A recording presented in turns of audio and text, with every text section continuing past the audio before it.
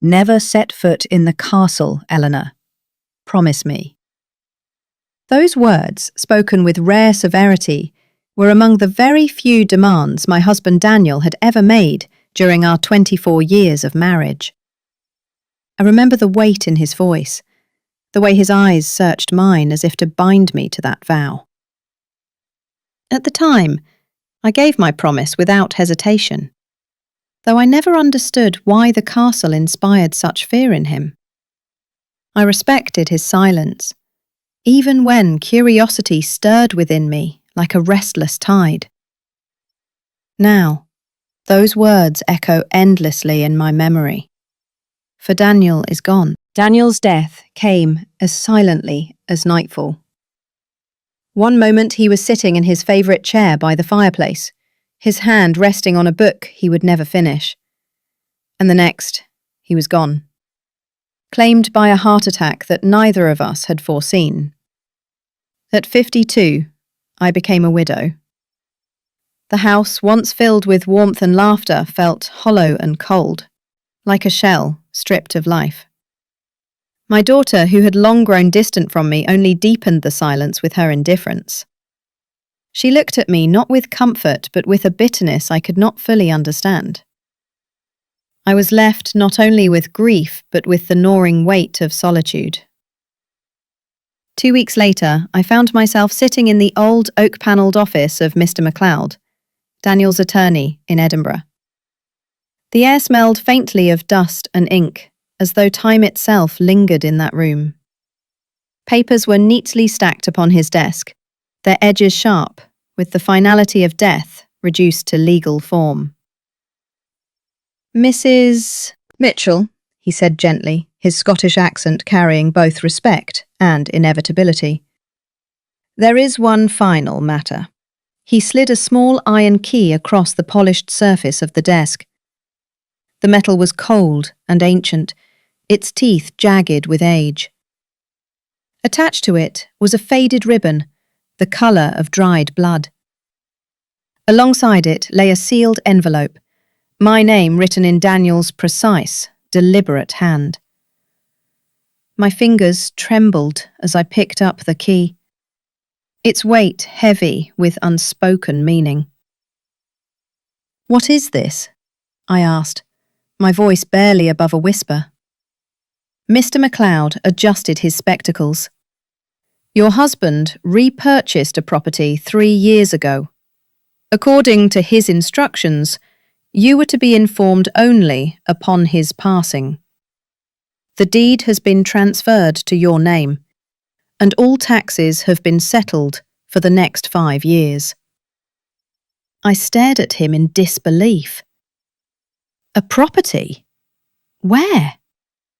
"Dunraven Castle," he replied, his voice dropping slightly, as though the name itself carried shadows. "Your husband's birthplace, in the Highlands of Scotland." My breath caught in my throat. The castle. The very place Daniel had forbidden me to set foot in. I tore open the envelope with shaking hands.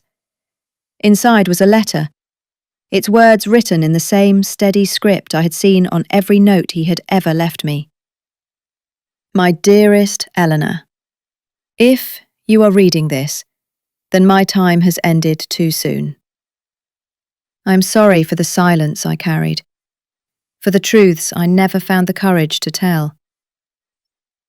The castle is yours now. I have spent the last 3 years restoring it, piece by piece, shaping it into something worthy of you. I once asked you never to go there. Today, I release you from that promise. I ask you to see it, just once, before you decide its fate. On the desk in the main hall you will find a leather-bound journal. Inside lies the truth of what happened within those walls. The password to the safe inside the study is the date of our wedding, followed by your maiden name. Trust no one but what you read with your own eyes. I love you beyond measure, and even in death I remain yours, Daniel.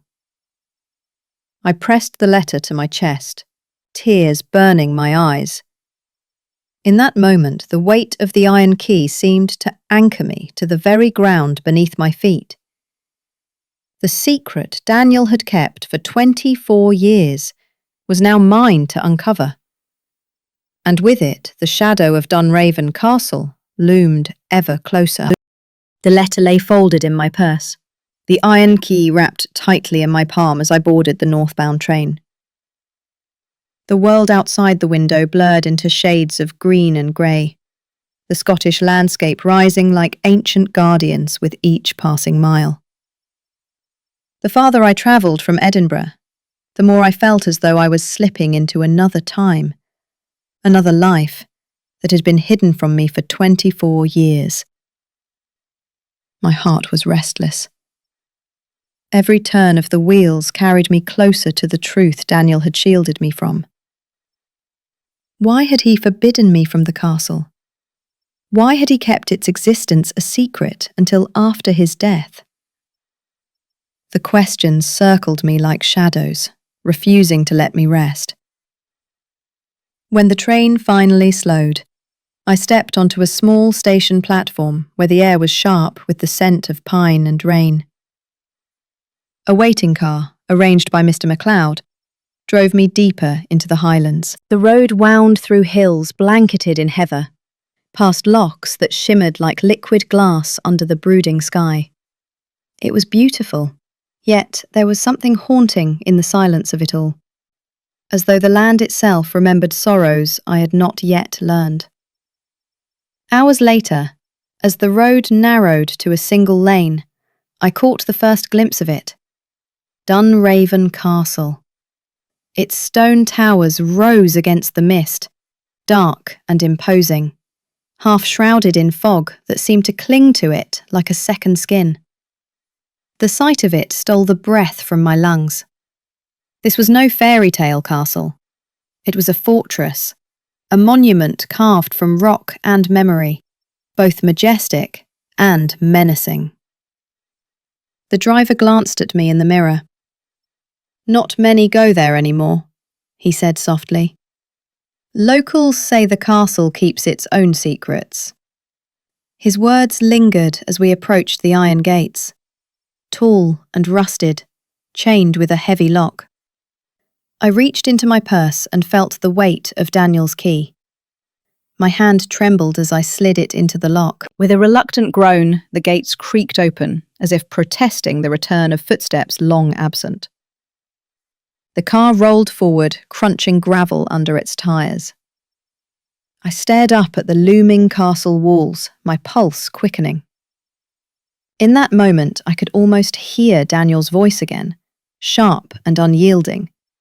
"Never set foot in the castle, Elena. Promise me."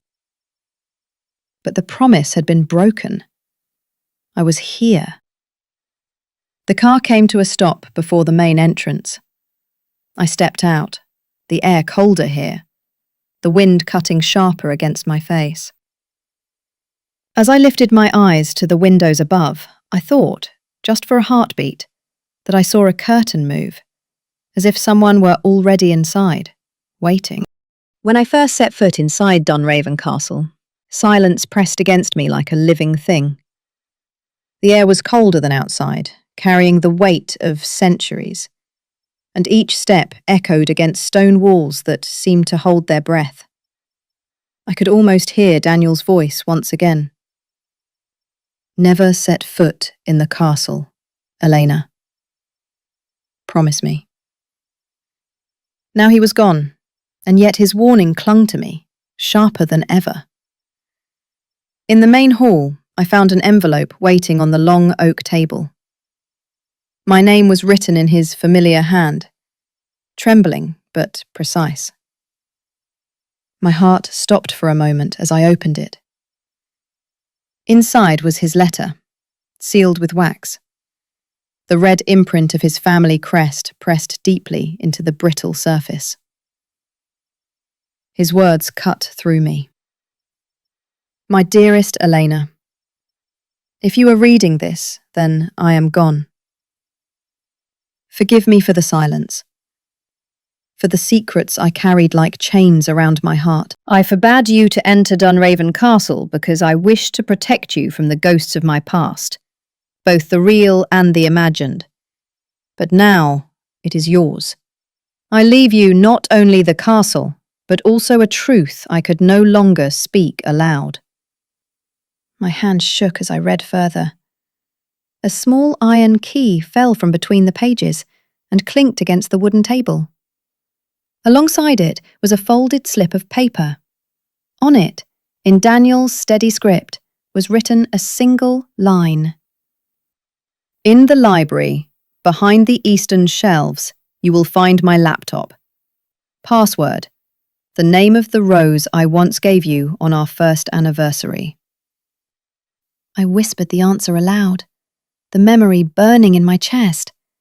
A white rose. Alba. Daniel had never been a man of technology.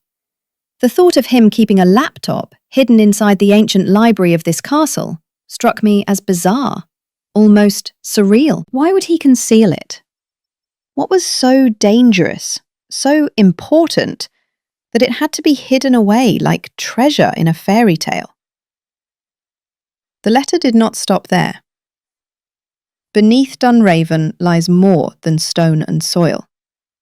It lies upon a secret wealth, one that powerful men would kill to control. That is why I could not tell you before. Our land hides a vast reservoir of natural gas. Corporations and governments have sought it for years, but as long as I lived, I refused to sell. Now they will come for you. They will tempt, threaten, and perhaps destroy. Protect the castle, Elena, and protect yourself. My breath grew shallow. Natural gas. Billions in value, perhaps.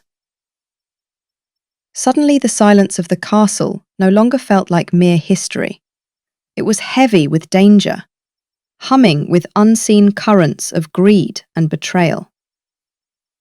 The lawyer, Mr. McAllister, had told me only part of the truth when we met in his dark-panelled office. Now I understood the tremor in his voice when he handed me the deed. He had mentioned industrial interest in vague terms, but he had not dared to reveal the scale of it. Daniel had written it plain. A fortune beneath our feet. I stood in the library soon after, the scent of dust and parchment thick in the air. Rows of towering shelves stretched before me, each groaning with the weight of centuries of knowledge. It was there, in the eastern corner, that I found a false back, behind a row of crumbling tomes. And there it was. A black laptop, its surface dull with age, but intact. I carried it carefully to the heavy desk near the window, where pale Highland light spilled through the cracked glass. When I typed the word Alba, the machine hummed to life. My heart thudded painfully. The screen displayed folders, neatly labelled in Daniel's hand, financial records, geological surveys, maps of the land beneath the castle, and then letters. Dozens of them. Correspondence with companies. I recognised. Names of global energy giants. Their offers written in cold, transactional language. The numbers were staggering. They had offered enough money to buy kingdoms. And Daniel had refused them all. But one folder made me pause. Its title was simple. Warnings. I opened it. Inside were scanned documents, anonymous notes, even photographs. Images of men in suits, taken from afar, meeting in shadowed corners of Edinburgh. Threatening letters addressed to Daniel, urging him to reconsider. And one picture that froze my blood. Myself, walking down the street in London, unaware that someone had been watching, camera lens aimed at me. I pushed back from the desk, my pulse racing. Someone had been tracking me. Not Daniel. These photos were recent. The castle was no longer just an inheritance. It was a target.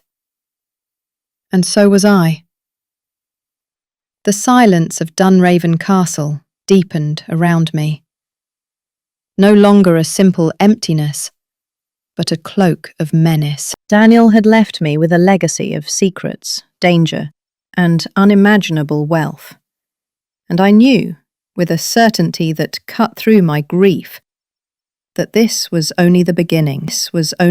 The days after discovering Daniel's letter and the laptop blurred into a haze of grief and dread. The castle's silence no longer comforted me. It pressed on me like a constant reminder that the walls were listening, that the very stones had absorbed generations of secrets. Yet I did not have time to linger in my sorrow, because shadows began to gather. Shadows not of the past, but of the family. It began with a knock at the heavy oak door. I opened it to find a man with Daniel's eyes but without Daniel's warmth. His older brother, Alistair. He had aged harshly, his face lined with bitterness. Behind him stood two cousins, faces equally stern. They had not visited during Daniel's illness, nor written to me in his final months. Yet here they were now, striding into Dunraven Castle as if it already belonged to them. "Eleanor," Alistair said, his voice clipped and sharp. "You are holding something that does not rightfully belong to you." His words chilled me more than the Highland wind. He produced a document claiming that Daniel had not been of sound mind when he repurchased Dunraven Castle. According to him, the transaction was invalid, and the estate should revert to the family line. His line. I stood my ground, though my hands trembled. "Daniel knew exactly what he was doing," I said. "He left this castle to me, not to you." But Alistair's eyes glinted with something darker than greed. It was not only about stone walls and land. He knew something of the wealth beneath the castle. I could see it in the way his gaze lingered on me, probing, calculating. The days that followed were a storm of legal letters and formal summonses. Solicitors wrote on behalf of Daniel's relatives, demanding hearings, challenging the will, questioning his mental capacity in his final years. Each word on the parchment struck me like a blow, pulling me deeper into a battlefield I had never chosen. And then came the letters. At first, I thought they were merely more legal notices, until I opened one without a return address. The handwriting was jagged, almost desperate. "Leave Scotland while you still can. The castle is not yours to keep. Blood has been spilled here before, and it will be spilled again if you remain." I froze, clutching the paper until my knuckles whitened. This was no lawyer's threat. This was something far more sinister.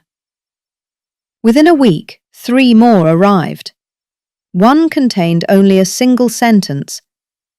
"The ground beneath you is cursed." Another. "Daniel paid with his life. Do not repeat his mistake." The most terrifying of all was the one that contained a torn photograph. It was my face again, taken from across a street, my expression caught mid-step.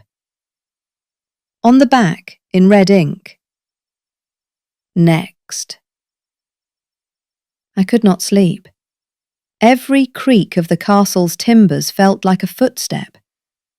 Every shadow seemed to lengthen with intention. I began locking my door at night, though I knew wood and iron were poor shields against the kind of threats that hunted me now. Yet, amid the fear, I felt Daniel's presence, urging me not to surrender. His letter had told me to protect the castle, to guard the truth of what lay beneath it. To walk away would be to betray him, to let his sacrifice dissolve into nothing. Still, the weight was almost unbearable. My daughter called from London, her voice distant, asking me to return. But how could I explain? That the land her father had reclaimed, the castle he had shielded from powerful enemies, now stood as a battleground, where I was the last defence. The solicitor, Mr. McAllister, visited again, his face pale, his eyes troubled. "They will not stop, Mrs. Dunraven," he said softly. "Your brother-in-law believes this estate is his birthright. The corporations circling the land see only profit. Between them, you are in the centre of a storm. You must decide whether to fight or to flee." But I had already decided. Fear clawed at me, yes, but something fiercer burned beneath it. Defiance. Daniel had trusted me with this legacy. Not his brother, not faceless men in boardrooms. Me. As I sat in the library one storm-lashed evening, the wind howling against the windows, I placed the threatening letters beside Daniel's. My husband's careful words, filled with love and warning, lay in stark contrast to the venomous scrawls of those who wanted me gone. I touched the iron key he had left me and whispered aloud, "I will not leave." And yet, even as I spoke those words, a deep unease settled into me. The castle's silence seemed to shift, as though the walls themselves were holding back secrets too heavy to bear. The shadows of the family, the threats from strangers, the whispers of fortune hidden beneath the earth, all of it converged into a single truth. I was no longer merely a widow defending her inheritance. I had become the keeper of something vast, dangerous, and cursed. And the darkness was only beginning to stir. I could no longer ignore the pull of the castle, the threatening letters, the shadows of Daniel's family, and the storm of legal battles weighed heavily on me. Yet through it all, the key in my hand seemed to thrum with an unspoken command. Daniel had wanted me to see Dunraven Castle for myself. He had left me the key and the letter, and the password to a laptop hidden somewhere within its walls. His words had been clear. Go there, once, before you decide what to do with it. So I went. The journey to the Highlands felt less like travel and more like surrender to fate. The train wound its way through mist-laden valleys and across bridges suspended above rivers that glistened like silver ribbons. I watched the world blur past, every mile pulling me closer, not only to the castle, but to the heart of Daniel's past, the part of him that had always been sealed away from me. By the time I arrived in the village nearest to Dunraven, dusk had already fallen. The air carried the sharp tang of sea salt mixed with the earthy scent of peat smoke curling from chimneys. Villagers stared at me as I passed, their eyes lingering with a mixture of curiosity and something I could not quite name. Whispers followed me, though I could not catch the words. From the village, a narrow road climbed steadily upward into the cliffs. A hired car brought me the final miles, the headlights cutting through a dense fog that seemed almost alive, clinging to the edges of the road like ghostly fingers. And then, through the mist, I saw it. Dunraven Castle. It rose from the cliffside like a dark crown, its turrets piercing the low clouds, its stone walls blackened with centuries of storms. The sea crashed below, its roar echoing against the rocks as though reminding the fortress of the battles it had endured. Ivy clung to the walls in thick ropes, and patches of moss glimmered damp under the faint moonlight. A place of history, of power, and of secrets. The driver muttered a prayer under his breath as he helped me with my bags. "Do not stay long, Mrs. Dunraven," he whispered. "The castle does not welcome strangers." I forced a smile, though my heart pounded. I was no stranger. Not anymore. Inside, the air was colder than the night outside. My footsteps echoed across the flagstone floor of the great hall. Dust motes danced in the beam of my lantern, settling upon the portraits of stern-faced ancestors that lined the walls. Their eyes seemed to follow me, judging, questioning, perhaps even warning. The silence was immense. A silence not of peace, but of something withheld. I wandered through corridors of stone, past suits of armour dulled by time, past tapestries whose colours had long faded into shadows. My path led me eventually to the library, a cavernous room lined with shelves that stretched to a vaulted ceiling. The scent of old paper and wood smoke hung heavy, as though time itself had been preserved within. There, on a desk near the window, sat the object Daniel had promised. A laptop, covered by a simple cloth, as though waiting patiently for my arrival. My hands shook as I removed the cloth and pressed the power button. The machine hummed softly, the glow of its screen casting pale light across the dust. A password prompt appeared. I typed it slowly, carefully. The date Daniel and I first met, followed by my maiden name. The screen unlocked. And with it, my husband's secrets began to unfold. There were folders, meticulously labelled. Some contained financial documents, proof that Daniel had resisted enormous offers from energy companies eager to claim the land. Others held maps of the highlands, geological surveys that spoke of vast reserves of natural gas beneath Dunraven. But beyond the figures and contracts was something far more personal. A folder titled Family. I opened it, expecting photographs.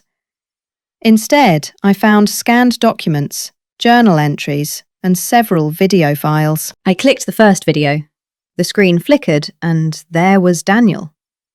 His face older, his hair greyer, but his eyes still carrying the same intensity I remembered from the last years of his life. "Elena," his recorded voice said, steady yet heavy. "If you are watching this, then I am gone. I have kept too much from you, and for that I am sorry. The truth of Dunraven is darker than I ever wished to burden you with." He paused, exhaling deeply. "My mother died here, Elena. Not of illness, as I told you. Not peacefully in her sleep. She fell, or was pushed from the tower room. I was a boy, too young to understand, but old enough to remember the screams that echoed through the halls, old enough to see her broken body on the stones below. I clutched the edge of the desk, my heart hammering. Daniel's mother. The mysterious woman I had always known only through fragments of stories. "In the years since," Daniel continued, "the family whispered of curses, of madness, of debts unpaid to the land itself. But I know the truth. My mother was silenced. She had discovered something she was never meant to find. Something hidden beneath Dunraven. Something powerful enough to divide blood from blood." The video ended abruptly, leaving me in stunned silence. The next files beckoned, but I could not bring myself to open them yet. My mind reeled, caught between grief, fear, and a growing sense of inevitability. The castle around me seemed to hold its breath, the weight of its history pressing close. The silence was no longer empty. It was waiting. Expectant. Heavy with secrets I was only beginning to unearth. I had always believed that grief was the heaviest burden I would carry. But standing in Dunraven Castle, surrounded by the storm of legal battles and whispers of corporate greed, I realised that sorrow was only the beginning. Pressure pressed down on me from every side, as though the walls of the castle itself were closing in. The letters had begun to arrive daily.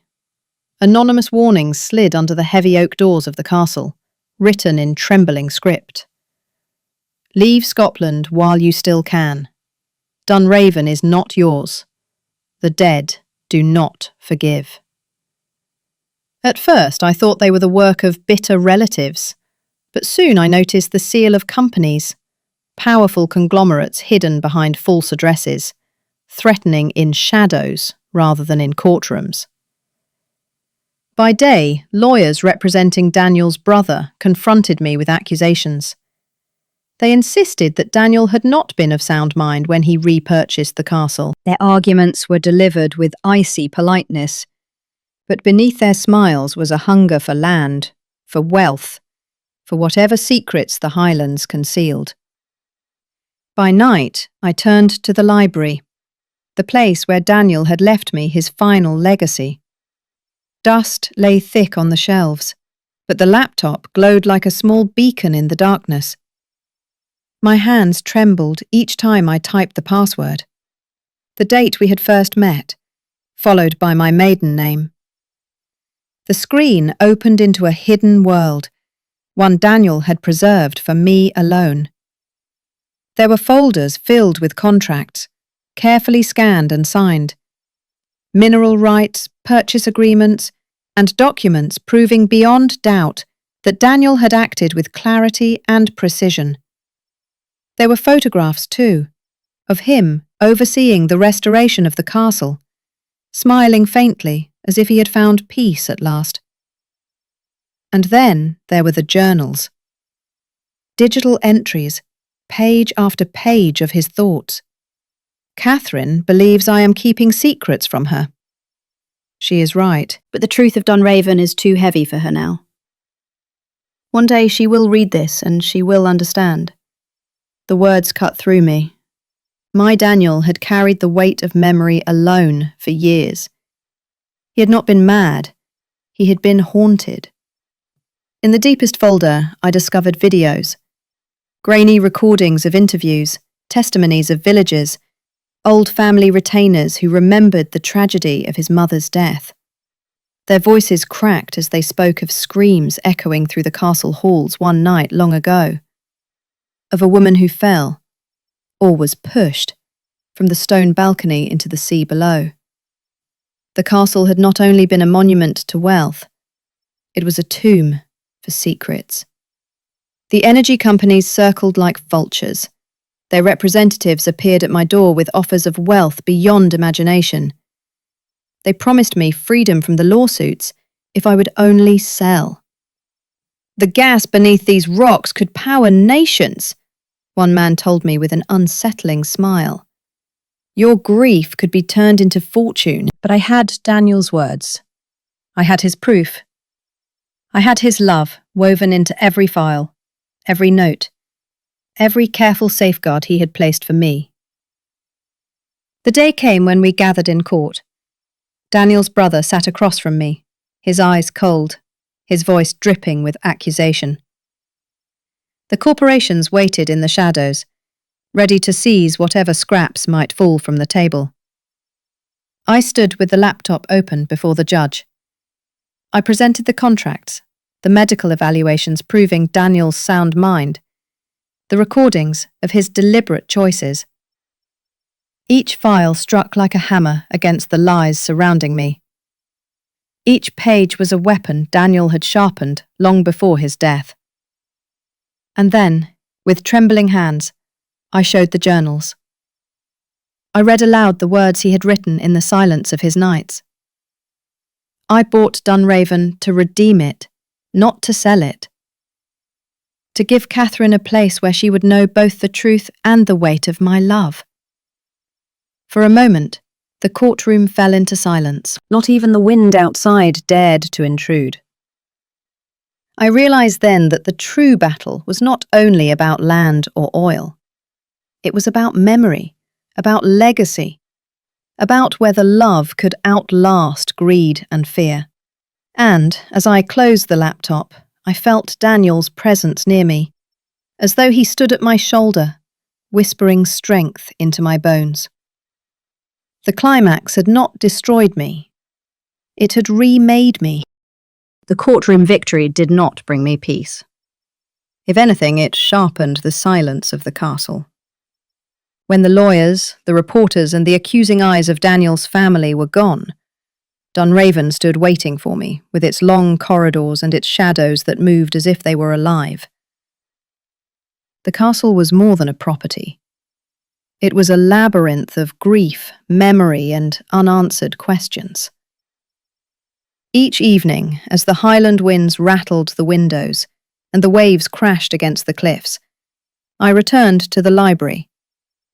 The laptop was my lantern, guiding me deeper into secrets that Daniel had only hinted at in his journals. The files that had saved me in court were not the end. They were the beginning. I opened a folder that I had not dared touch before. It was named simply Mother. Inside were fragments, scans of old police reports, yellowed newspaper clippings, and personal letters Daniel had managed to recover. The story that unfolded was darker than I had ever imagined. His mother, Margaret Dunraven, had not been the delicate figure I had pictured from faded portraits. She had been fierce, politically outspoken, and deeply troubled by the management of the estate. Villagers whispered of arguments with her husband, Daniel's father, that echoed through the stone halls. Then came the night of her death. Officially, it had been declared an accident, a fall from the balcony overlooking the sea. But the documents in Daniel's file told another story. Witness statements suggested screams, a violent quarrel, and shadows moving at the edge of torchlight. One letter, unsigned, chilled me to the bone. She did not fall. She was pushed, and the stone remembers. I could not sleep. Every creak of the castle became a voice. Every gust of wind against the tower carried whispers. I knew then that I had to go beyond the laptop. Daniel had left me more than digital traces. He had left me a map. Hidden inside the journal files was a sketch of the castle. At first, it looked ordinary, but faint markings revealed a room that was not on any blueprint I had seen. It was buried beneath the east wing, near the chapel ruins. My pulse quickened as I traced the lines with trembling fingers. The next morning, I carried a lantern and the iron key Daniel had given me. The castle seemed to resist me, as if it knew I was about to disturb its oldest secret. The east wing was abandoned, its floors warped by damp, its windows sealed with ivy. Dust swirled around me as I descended the narrow staircase. At the base, I found a door. Its wood was ancient, blackened by time, but the lock gleamed with unnatural brightness, as though it had been oiled in recent years. My hand shook as I pressed the key into place. The sound of the tumblers clicking open echoed like thunder in the silence. The room beyond was small, almost a vault.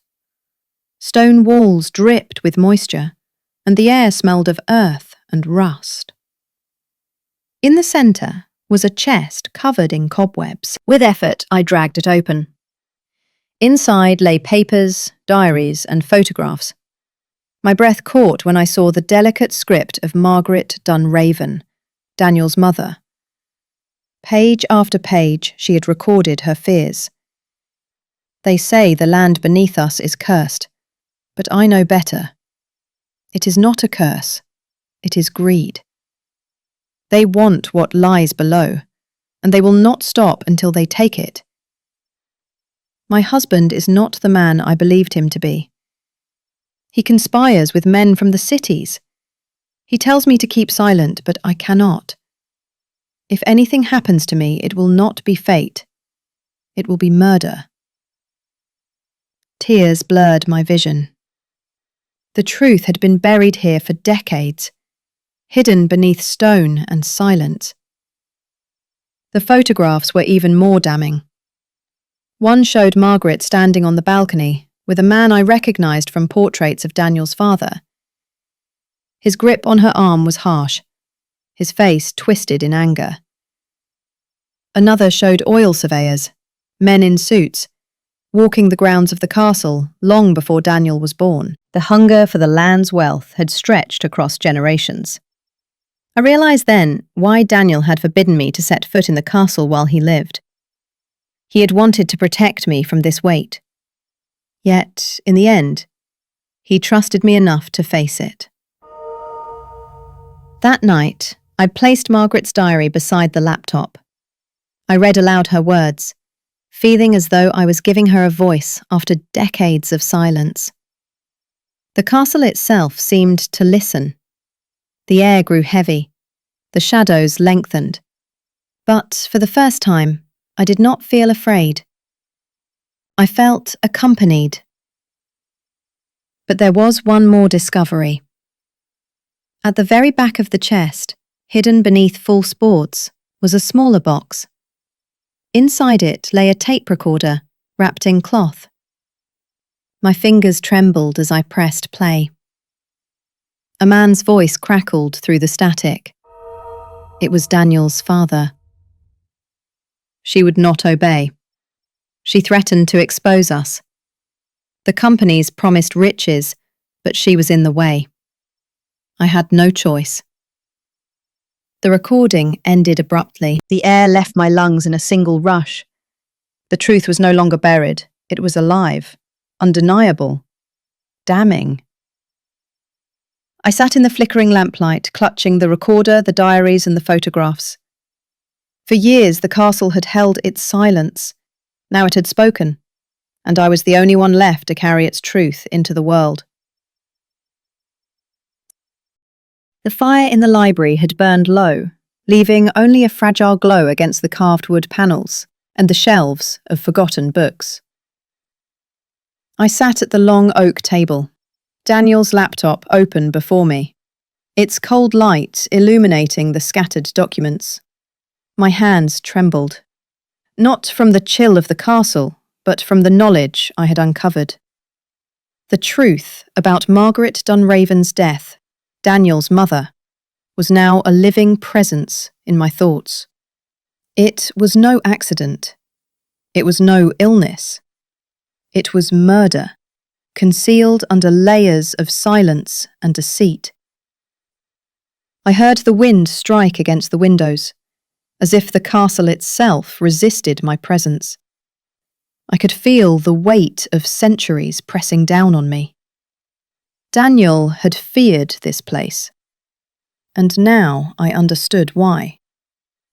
The legacy of the Dunravens was not only stone walls and misty cliffs. It was blood, guilt, and betrayal woven into every corridor. And yet, inside that darkness, Daniel had left me the key. Both literal and symbolic. It was now my choice to decide what must be done with it. The laptop revealed hidden archives, scanned journals, encrypted files, and even recorded confessions made by members of the family, long since dead. One video in particular froze me in my chair. It showed Daniel's uncle, decades younger, speaking to someone off camera. His words were precise, sharp, and cruel. If Margaret continues to resist, she will leave us no choice. The estate must belong to us. No woman will dictate the fate of Dunraven. My breath caught. It was proof not only of their greed, but of their crime. For a long time I sat in silence, staring into the flickering images. My thoughts tangled between fear and duty. Should I reveal this? If I did, I would be exposing a legacy of corruption and death, possibly destroying the reputation of the family Daniel had tried to protect in his silence. If I remained quiet, I would be complicit, just another guardian of the curse.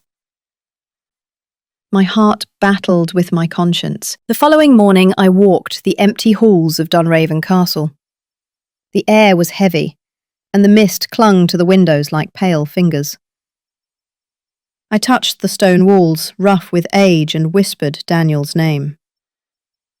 "What would you want me to do?"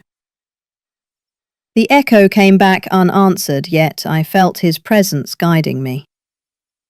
In the chapel, where light seeped through stained glass, I kneeled. The silence of the castle was no longer empty. It demanded resolution. But the world outside would not wait for my decision. The corporations had intensified their offers, sending lawyers, emissaries, and veiled threats. The family had escalated their accusations, insisting that Daniel had been manipulated by me, that his will was invalid, that I was nothing more than an intruder who had trapped him in love. They spread their venom through newspapers, through legal petitions, and through private whispers. And then the letters came again, anonymous, pressed into the cracks of the doors, left on my desk in the library. They carried only one message: "Leave now, or you will join her." The reference to Margaret was unmistakable. Fear tried to root itself in me, but it was not stronger than the conviction rising inside.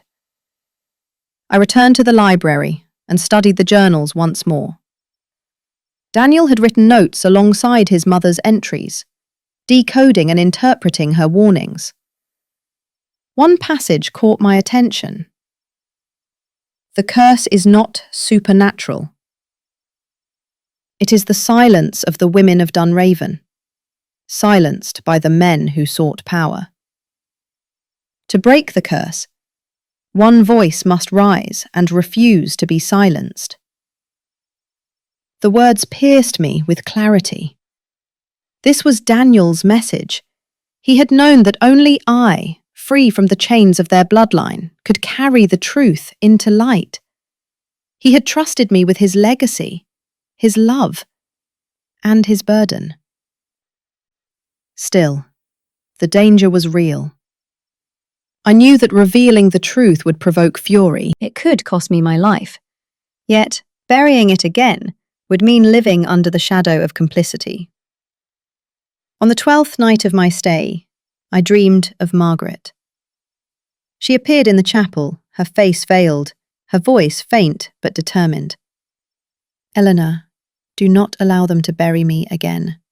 Speak, even if it breaks the walls of Dunraven." I awoke with tears. The dream imprinted on me like a command.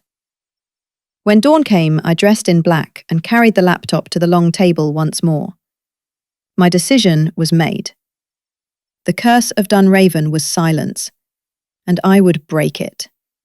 Whether it brought ruin or liberation, I would not allow Daniel's mother to remain voiceless. The storm outside grew violent, waves striking the cliffs with thunder. I pressed upload, sending the files to my lawyer, to trusted journalists, and to a digital archive that could not be erased. The truth was no longer mine to guard. It was released, like a ghost freed from centuries of captivity. As the castle groaned under the weight of the storm, I felt something shift inside its ancient bones. The silence was still there, but now it was different. It was no longer oppressive. It was the silence after a scream, the breath before a new beginning. But even as relief washed over me, I knew this was not the end. The Dunravens would fight, the corporations would tighten their grip, and the curse, whether legend or legacy, was not yet finished with me. The storm had not yet lifted when I prepared myself for the confrontation. The files had already been released, and the silence of Dunraven Castle had been broken. Yet the world beyond its stone walls was now closing in. Both the family and the corporations had demanded a formal meeting. The place they chose was not a courtroom, nor a city office, but the very great hall of Dunraven itself. They wished to claim their dominance on ancestral ground. They wished to face me where they believed I would be weakest. I walked into the hall with the weight of Daniel's memory upon my shoulders. The high ceiling arched above me like a ribcage of stone, and torches flickered in the iron brackets. At the long table sat the figures who sought to devour what Daniel had protected. His brother, his cousins, and the polished representatives of the corporations, whose eyes glittered with greed. Their presence filled the room with hostility, as if centuries of rivalry and hunger had gathered in one chamber. The lawyer who had stood with me through these weeks entered at my side. He carried with him copies of the documents I had released, signed testimonies, and digital records. Yet I knew that truth alone was not enough. The battle here was not only of law, but of will. Daniel's brother rose first, his voice sharp and scornful. "Elena, you have humiliated this family. You have turned private matters into public scandal. You have destroyed the dignity of the Dunraven name." His words struck like blows, but I stood unmoving. I answered slowly, clearly, with the steadiness Daniel once admired in me. "It was not I who destroyed your family's dignity. It was destroyed long ago, when greed consumed honour, and when Margaret was silenced in death. I will not continue your silence. The world will know the truth." The corporation's spokesman leaned forward, his suit immaculate, his voice smooth as glass. "Mrs. Dunraven, you misunderstand the scale of what you are facing. These lands hold resources that can alter nations. If you insist on clinging to old scandals, you will find yourself crushed by powers far larger than family quarrels. There is still time to sell. Walk away and you may even profit." I felt the castle shudder as a gust of wind struck its walls, as though the very stones rejected his words. I replied, "Dunraven is not for sale. Daniel left this place to me, not to surrender it to vultures, but to guard it. I would rather see these walls fall to the sea than see them poisoned by your greed." A murmur rippled through the hall. The family exchanged glances with the businessman, and I saw the unspoken alliance between them. Their plan was simple: discredit me, isolate me, and strip me of my rights. They believed I was alone, yet they did not understand that silence had already been broken, and truth had already spread beyond their grasp. One of the cousins slammed his fist on the table. "You speak of truth, but you are nothing. You married into this family. You are an outsider. You do not belong in Dunraven." I looked directly into his eyes and answered, "Yes, I am an outsider. That is why I am free from the chains of your corruption. Daniel trusted me because he knew I would not bow to your legacy of fear. I belong here not by blood, but by choice, by courage, and by love." The hall darkened as clouds covered the moon, and the torches hissed with the draught. For a moment, I felt as if the castle itself leaned closer, listening to every word. The lawyer laid the documents upon the table. Here are the contracts that prove Daniel's ownership. Here are the medical records that prove his clarity of mind. Here are the recordings of your own words, spoken decades ago, planning the death of Margaret Dunraven. If you wish to continue, then let the courts decide. But know this, these files are already in the hands of the press. The world has already seen them. The words were final. The family paled, their arrogance cracking. The corporation's representative tried to mask his fury, but his hands trembled against the polished surface of the table. Then, something extraordinary happened. The great hall fell utterly silent. A low groan echoed from the stones above, and a fragment of dust fell from the ceiling. The torches flickered violently, and the sound of the wind became a roar, filling the chamber like the voice of judgment. I felt a presence in that moment, vast and unseen. Whether it was the memory of Margaret, the spirit of Daniel, or the curse itself, I cannot say. But the effect was undeniable. Fear entered the hearts of those who sought to claim Dunraven. One of the cousins whispered, "It is the curse." His voice broke the silence, but no one dared laugh.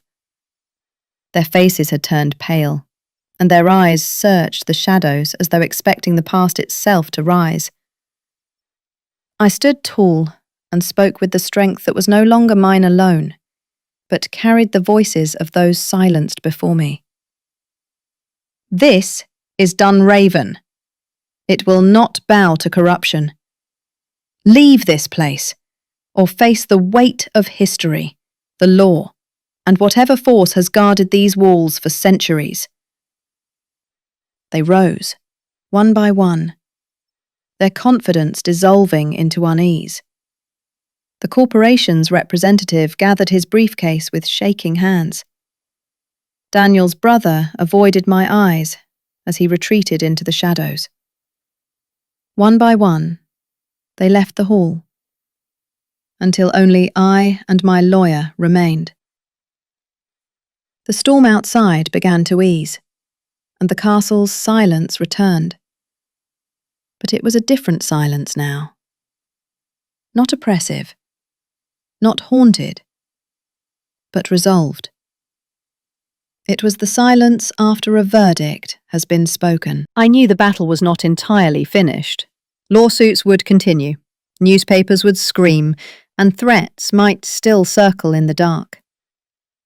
Yet, I had faced them here, in the heart of Dunraven, and I had not faltered. The castle had not betrayed me. If anything, it had stood with me. As I walked to the great doors, I placed my hand upon the cold stone. "Daniel," I whispered, "it is done." And in that silence, I felt an answer. Not in words, but in peace. At last, the storm over Dunraven Castle faded into silence. I stood upon the highest balcony, gazing at the endless sea stretching before me. The wind was cold against my face, yet this time I did not feel fear. Instead, a quiet peace rose within me, as if the ancient stone walls had finally accepted me as part of them. I did not choose to bury the truth, nor did I wield it as a weapon for revenge. I chose to keep it, the memories, the documents, and the pain etched into this family's history, as a solemn reminder of the cost of ambition. I had protected Daniel's legacy, as well as the natural treasure hidden deep beneath the earth. What he left behind, I placed in safety, beyond the reach of those who once sought to claim it. When dawn came, light poured across the weathered stones. I felt warmth spreading through me, as though the castle itself was awakening. My footsteps echoed softly through the library, the very place where every secret had been revealed. In that stillness, I almost heard Daniel's voice whispering close to my ear, guiding me onward. Dunraven Castle, once a prison of shadows and secrets, had become a sanctuary. It now stood as a monument to truth, a witness to the past, and the threshold of a new future that I was ready to embrace.